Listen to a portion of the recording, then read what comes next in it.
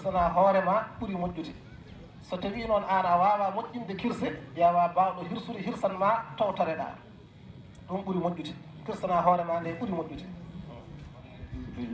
o wi dagata ko noon yeyde nguru layya o wi so won kuttanɗoma kadi a yaɓata ɗum hen wonde kutto o o wi ko ɓuri moƴƴude layya o waɗe pecce tati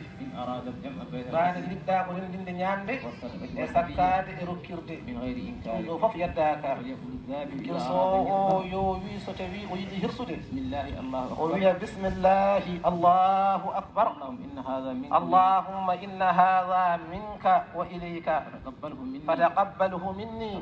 duwaw so tawi omo hirsa o wiya allahumma ehema an allah inna hadha oɗo layya minka koto maɗa ummi wa ilayka koto maɗa faati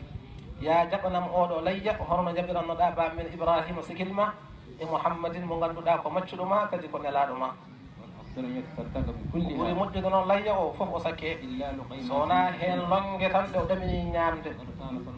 o wi laatinoma annabi sallllahu alayhi wa sallam omo ñamanno heeñere layya makko o wi noon waktu layya o ñalawma gadana o so tawi tan nangue fuɗi ha en juuli darɗe ɗiɗi ha hutbaji ɗiɗɗi mbaɗama ummorade e jillitogol nangue ñalawma gadana o o wi kala kirsuro ko adi nangue ne fuɗa walla ko adi ne juule walla ko adi ene hutbe omo fillo ko lejjino ko o jaɓantake ngan to